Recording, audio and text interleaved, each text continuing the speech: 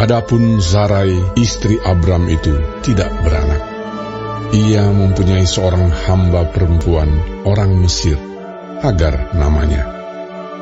Berkatalah Sarai kepada Abram, "Engkau tahu, Tuhan tidak memberi aku melahirkan anak. Karena itu, baiklah hampiri hambaku itu. Mungkin oleh dialah aku dapat memperoleh seorang anak." Dan Abram mendengarkan perkataan Sarai.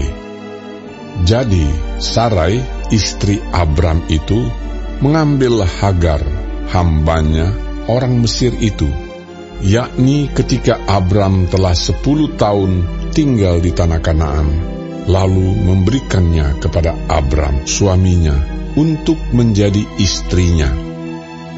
Abram menghampiri Hagar, lalu mengandunglah perempuan itu.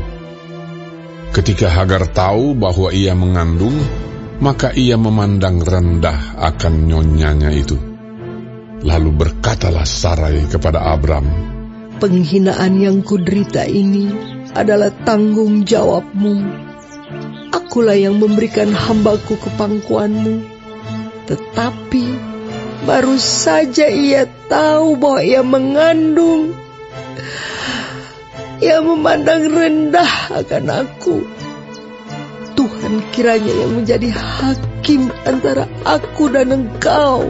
Kata Abram kepada Sarai, "Hambamu itu di bawah kekuasaanmu.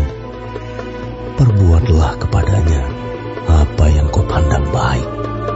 Lalu Sarai menindas Hagar, sehingga ia lari meninggalkannya. Lalu malaikat Tuhan menjumpainya dekat suatu mata air di padang gurun, yakni dekat mata air di jalan ke Syur.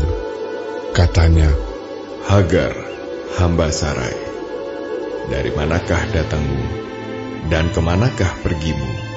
Jawabnya, "Aku lari meninggalkan Sarai, nyonyaku." Lalu kata malaikat Tuhan itu kepadanya, "Kembalilah kepada nyonyamu. Biarkanlah engkau ditindas di bawah kekuasaannya."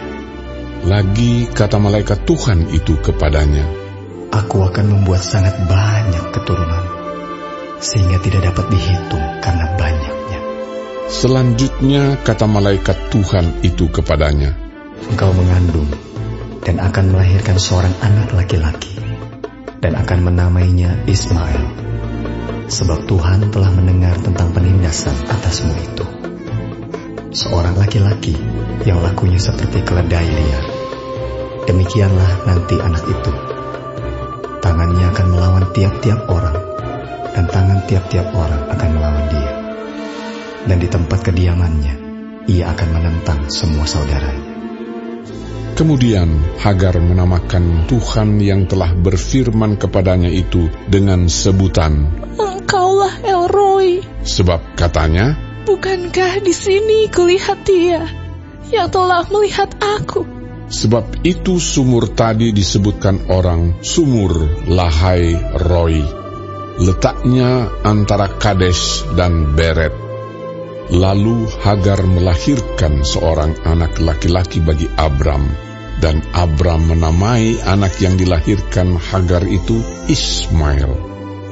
Abram berumur 86 tahun ketika Hagar melahirkan Ismail baginya.